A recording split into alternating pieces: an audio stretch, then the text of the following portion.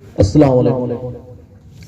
सबसे पहले तो शुक्रिया अदा करना चाहूँगा मौलाना मारूफ का और जितनी भी यहाँ पर इंतज़ामिया कमेटी है उन सभी का, और जितने भी यहाँ पर मौजूद आदमी हैं और आप सभी का। इतनी सर्दी में भी आप सभी यहाँ पर काफ़ी आराम से बैठे हैं, बच्चे भी बड़े भी, तो आप सभी का बहुत बहुत शुक्रिया।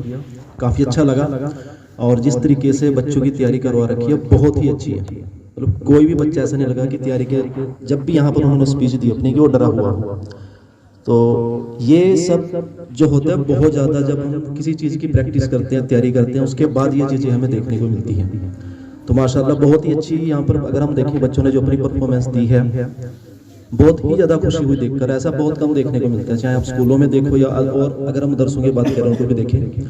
जो बड़े बड़े मदरसे हैं, जितनी भी ज़्यादा हम तैयारी कराएंगे, बच्चों की प्रैक्टिस करवाएंगे, उतना ही ज़्यादा हमें रिजल्ट देखने को मिलेगा, जो कि हमने यहाँ पर अभी देखा है। तो 15 अगस्त 1947 को हमारा देश आज़ाद हुआ था और 26 जनवरी 1950 को हमारा जो संविधान है वो लागू हुआ था। ये सब चीज़ें तो अब तक हमारी समझ में आ चुकी हैं, लेकिन कुछ चीज़ें हमें और ज़्यादा समझने की ज़रूरत है, और वो है हमें कि बच्चे को जो है एक अच्छी तालीम भी देनी है और दूसरा उनकी एक अच्छी परवरिश भी करनी है। बच्चों की एक अच्छी तालीम और परवरिश ये हर एक माँ बाप की जिम्मेदारी है, चाहे वो कोई भी हो। और आज के वक्त में अगर हम देखें तो अगर हमारा बच्चा 10वीं पास हो चुका है तो हम सोचते हैं कि हमारे बच्चे की तालीम जो है पूरी हो चुकी है, चाहे वो 10वीं हो या 12वीं हो। लेकिन अगर हम सही मायनों में देखें तो जो बच्चों की एजुकेशन है, जो सही तालीम है, वो शुरुआत ही 10वीं 12वीं के बाद होती है। और जो बच्चों की परवरिश है, तो जो 15 से 18 साल की उम्र होती है, जिसे हम 10वीं या 12वीं के बीच की उम्र बोलते हैं, ये ऐसी उम्र है जहाँ पर बच्चा या तो अच्छे से सुधरता है, सीखता है, या फिर पूरा का पूरा बिगड़ जाता है। यहाँ पर हम बच्चे को बहुत ही छोटा सोचते हैं कि तो हमारा बच्चा यहीं से आप देखोगे तो उसे बीड़ी सिगरेट की आदत रहेगी, यहीं से वो नशा करना सीखेगा, यहीं से वो स्मैक पीना सीखेगा। और अगर कोई देखकर हमें बताता भी है कि हमारा बच्चा गलत चल रहा है तो हम उसे गलत बोलने लग जाते हैं। तो इसलिए मैं बोल रहा हूँ कि सबसे पहले हमें ध्यान रखना है कि बच्चे की हमारी परवरिश सही हो, उसके बाद सही तालीम हमने उसे देनी है। दीन के साथ साथ दुनिया में भी कामयाब होना है।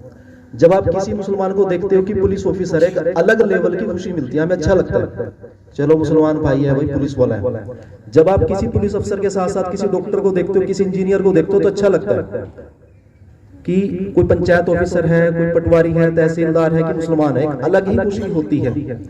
तो ऐसा नहीं है कि हर एक गाँव में से एक ही आदमी हो या पूरे एक जिले से या तहसील से एक आदमी हो, ऐसा नहीं होना चाहिए। हर गांव में से अच्छे एजुकेटेड बच्चे होने चाहिए। यानी कि हमें अपना ध्यान रखना है कि बच्चे का जो इंटरेस्ट है, बच्चा जो करना चाहता है वो किस चीज में है, उन चीजों को हमें ढूंढना है। ऐसी बहुत सी चीजें हैं जो कि हम स्टार्ट कर सकते हैं, शुरुआत कर सकते हैं, और ये सारी चीजें फ्री में शुरू हो जाती हैं। मतलब अपना खुद का काम शुरू कर सकते हैं। बहुत से लोग सोचते हैं कि यार अपना बिजनेस करने के लिए, अपना काम करने के लिए कम से कम 2 लाख रुपए की जरूरत या 5 लाख रुपए की जरूरत या 10 लाख रुपए की जरूरत होती है। तो ऐसा नहीं है। ऐसे बहुत से बिजनेस हैं जो कि आप ऑनलाइन शुरू कर सकते हैं और बिना किसी इन्वेस्टमेंट के, मतलब बिना पैसे के शुरुआत कर सकते हैं। और आप यहाँ से महीने के 5,000, 10,000, 20,000, 50,000, 1 लाख, 10 लाख, बहुत से लोग 1 करोड़ महीने के भी कमा रहे हैं, लेकिन उनको उस चीज की नॉलेज है, वो तब कमा रहे हैं।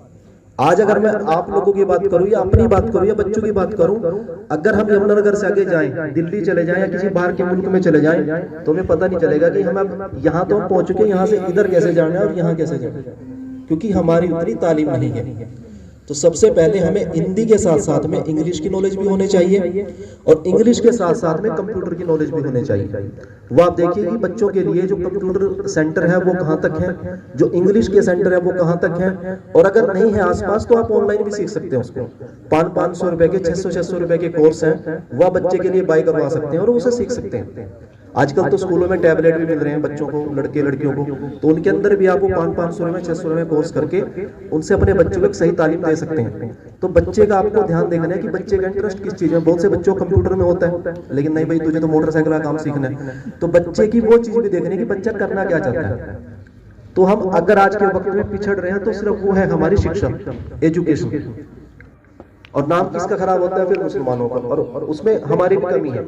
तो जो चीज मैं आपको बोल रहा हूँ कि बच्चे की एक सही परवरिश और एक सही तालीम जब तक हम अपने बच्चे को नहीं देंगे तब तक हम अपने बच्चे को एक अच्छे रैंक पर या अच्छी जगह पर हम नहीं ना सोच सकते और ना देख सकते हैं।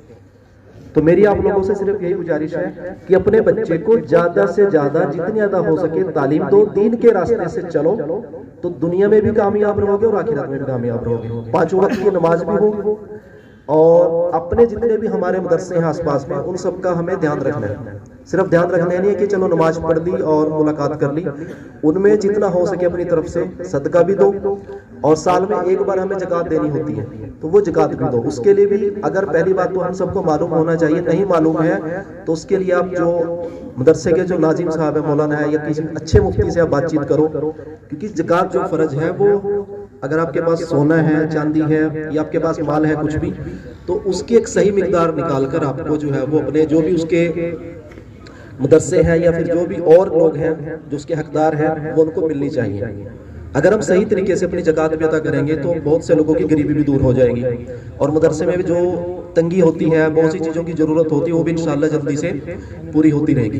तो बच्चों की परवरिश, उनकी एक अच्छी तालीम, ये हर एक माँ बाप की जिम्मेदारी है, इसका आप लोग ध्यान रखें, और अपने जितने भी आपके नज़दीकी मदरसे हैं, गाँव के हैं या आसपास के हैं, उन सभी का भी ध्यान रखें।